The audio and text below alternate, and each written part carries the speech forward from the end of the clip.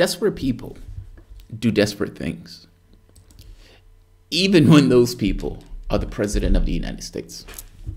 Whatever you wanted to say about Obama, no drama Obama was, no drama. It was low drama. And a certain rapport, or what's the word I'm looking for? Countenance. He had a certain poise about him. Now, part of this was because Obama didn't necessarily want to be considered an angry black man and all this other stuff. And if we're being honest, being white, you have a certain degree more latitude, at least from the perspective of African Americans, you do, in your behavior. Donald Trump is essentially broken all norms on that. Now, with that being said, Donald Trump is running for his life. There is a Democratic Party. I can show you the clip of Maxine Waters saying, "I'm coming for the president, young man," and knocking Michael Tracy across the field. In this very particular case, he is probably right. If the Democratic Party gets the House, they may go after him. And Lord knows if they get the Senate, he's running for his life. Meaning, even though this is a midterm, he needs to retain both of these houses of Congress. Now, that said, I don't know if there's going to be a blue wave or anything else, but this creates a certain degree of panic within the president of the United States. And that panic, he runs to his base, runs hard to his base, and in running to his base, there's a migrant caravan that is used as political fodder.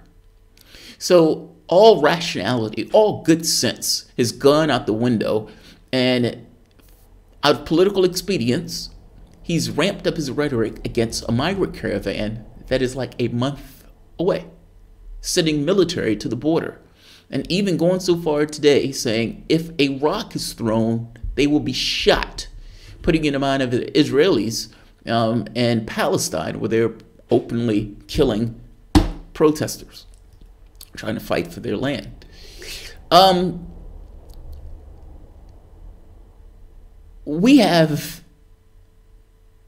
This is utterly amazing in the way that we look at this, because this plays with his base. He has a red meat base, and this plays with that particular base. Now, the thing I want to get to is two things. One, this is utter nonsense. We have had a history in South America that is horrendous. Even the notion of banana republics, where the companies in the United States was essentially using farmland in places like Guatemala. I've done stories on this, where it's particularly Guatemala, where buying up the land, paying off and bribing the politicians, with the CIA literally working against Allende. And after Allende gets in office, working with a brutal regime-crushing, I can't think of the gentleman's name, right-winger, but essentially creates a military dictatorship in Guatemala to squash popular uprising. An uprising, mind the way, that was perfectly just, even going so far as killing one of the military commanders, because that commander wasn't going along with this idea of the United States instigating itself into the affairs of Guatemala. The CIA ends up bombing the presidential palace. I mean, it's some mind-blowing stuff. That's not even getting into what just recently took place with Honduras, with Hillary Clinton helping usher out the president in a coup, something we're not necessarily supposed to do. All I'm saying is we have a horrendous history in South America, and the idea that the perspective that we're taking is keep them out, and we're willing to shoot whoever is trying to cross the border, not even allowing people to declare asylum, is mind-blowing. And again, I always say America doesn't regard its history honestly, and this is exactly one of those cases. Second to that is Shep Smith. Enter one Shep Smith. Now, Shep Smith works on Fox News, and all things being equal, you wouldn't necessarily get your news from Fox News because it wouldn't be news at all. It would just be propaganda for the Republican Party. But every so often, Shep Smith peeps his head above it all. And it's like, whoa, what the fuck is going on here? And this is one of those moments. Shep Smith gives an amazing retort to this notion that the migrant caravan is a bunch of militarized or this kind of threat. These are dirt poor people that are walking in horrendous conditions, coming to the, I guess, making their way to the U.S. border. It doesn't require necessarily military, even though you can make an argument that you should do something about it. Whether that something is sending thousands of armed soldiers with this idea of killing people, that is utter nonsense. That is utter nonsense. That is a degradation of duty. But whatever. Let's look at Shep Smith. In 44 seconds, Shep Smith annihilates us. And I love this, because you must understand, regardless of what I say, the Fox News audience is older, whiter, and they are being fed fear, fear, fear. The other is coming after you. The other is coming after you. Fear blacks, fear Mexicans, fear Hispanics. Immigrants are coming across the border. That's what they're getting all day.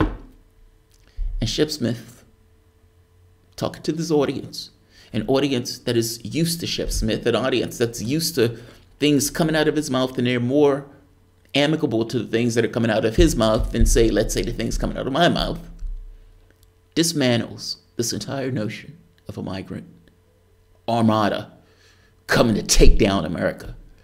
Take a look at this. This is awesome.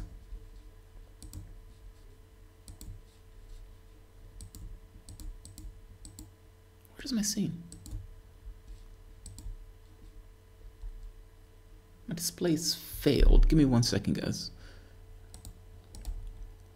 Sometimes this happens in OBS, and I don't quite know why, and it's always aggravating when it does.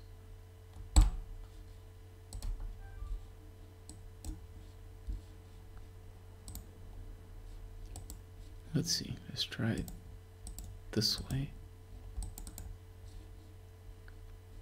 There we go. All right, let's try this one more time.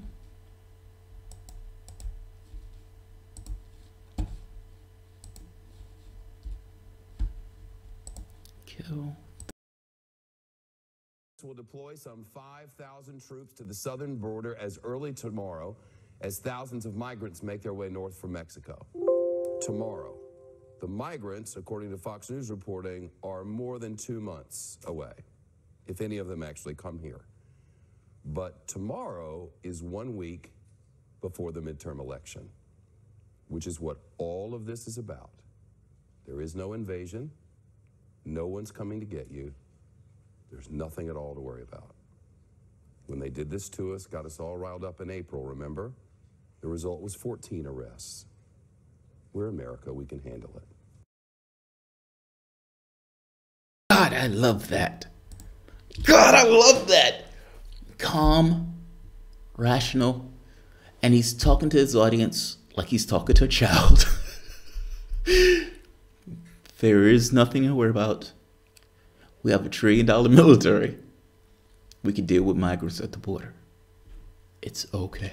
I love that. I love that. I love his voice on that. I love his voice on that. There's not much else to say here, because Shep Smith is right. He's absolutely right here.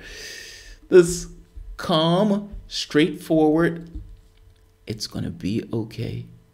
It's going to be all right. And yes, Obama was the deporter in chief. That is true.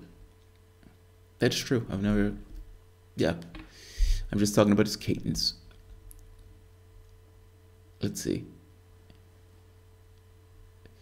KKK had a vicious parasitic culture. It's merely a reflection of the parasitic capitalist economy. Yes, don't fall for the colorblind progressivism. Defeat white supremacy is needed. That's another video. That's another video. And it's not even colorblind progressivism. I'm not a Marxist or a socialist or anything, but I look at the stuff through that lens when I analyze capitalism and I analyze society, because that's one of the best analysis that I've got. But there's more. But the more to it has, look, there may have been this kind of capitalist culture that started the stuff from the standpoint of indentured servitude and getting cheap labor and all this other stuff. But there is something in the society itself where there is a racial element to the society. I was looking at research on this the other day, and it shocked the shit out of me. Gotta be honest, it shocked me. Nevertheless, in this case, Shep Smith nails it. Good on you, Shep Smith. I keep this one short. This was a treatment day, so I'm gonna not keep this one long. I'm tired. I do have a few other videos that I want to do, and I kind of want to get to those also. So, Shep Smith, good job. Shout out. Thanks all.